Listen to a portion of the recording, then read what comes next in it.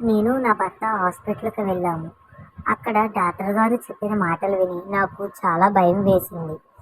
నాకు పెళ్ళయ్యి 5 సంవత్సరాలు అవుతుంది. ఇప్పటి వరకు పిల్లలు లేరు. ఇంట్లో వాళ్ళు మాటలు భరించలేక నేను నా భర్త హాస్పిటల్కి వచ్చాను. అక్కడ డాక్టర్ గారు చెప్పిన మాట విని చాలా బాధగా ఉంది. నాకు పిల్లలు పుట్టే ఛాన్స్ తక్కువగా ఉంది.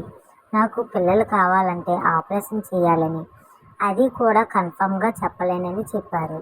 మేము ఆ మాటలు విని ఏం మాట్లాడలేక బాధగా ఇంటికి వచ్చేసాము. ఇంటికి వచ్చాక ఆ విషయం మా అత్తగారికి చెప్పాము. మా అత్త మామ ఆ మాటలు విని ఆశ్చర్యపోయారు. వాళ్ళు చాలా బాధపడ్డారు. వాళ్ళకి పిల్లలంటే చాలా ఇష్టం.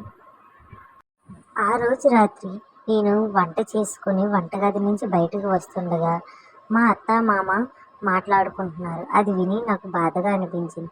ఎందుకంటే వాళ్ళు మాట్లాడుకునేది నా భర్త మొదటి భార్య గురించి.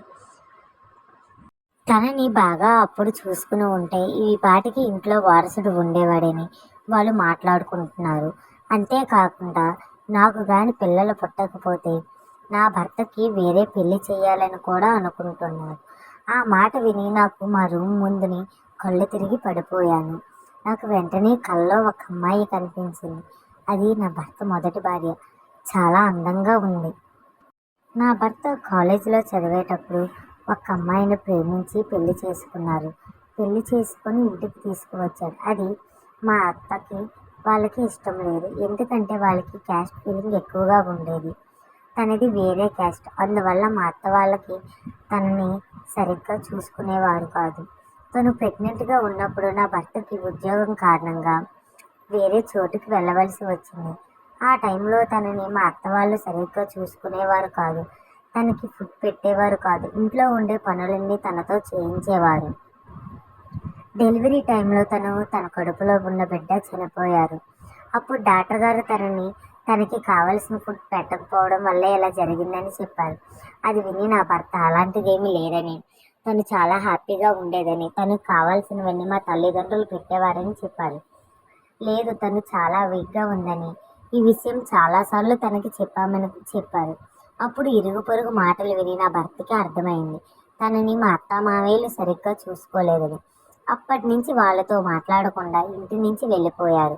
అది భరించలేని మా అత్తయ్యకు కొద్ది రోజులకి గుండెపోటు రావడంతో తిరిగి మళ్ళీ తన ఇంటికి వచ్చాడు. ఆ టైంలోనే తనను మళ్ళీ పెళ్లి చేసుకోమని బలవంతం చేశారు.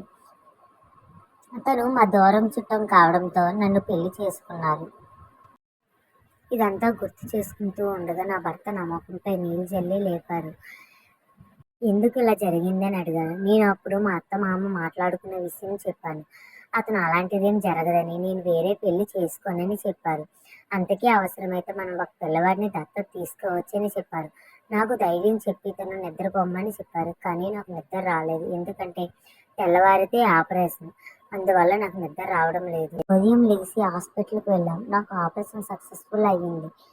ఆపరేషన్ అయిన 8వ నెలకు నేను గర్భవతిని అయ్యాను. నాకు కవల పిల్లలు పుట్టారు. నేను గర్భవతిగా ఉన్నప్పుడు మా అత్త మామ నన్ను చాలా బాగా చూసుకున్నారు. నన్ను గొడ్రాలు అన్న వాళ్ళందరూ ఇప్పుడు నన్ను పొగుడుతున్నారు. నాకు ఇప్పుడు చాలా సంతోషంగా ఉంది. అన్ని రోజులు ఒకేలా ఉంటాయని ఎప్పటికీ అనుకోకూడదు. జీవితంలో కొన్ని రోజులు దుఃఖం, సంతోషం, బాధ, ఆనందం ఉంటాయి. అన్నిటినీ భరించాలి.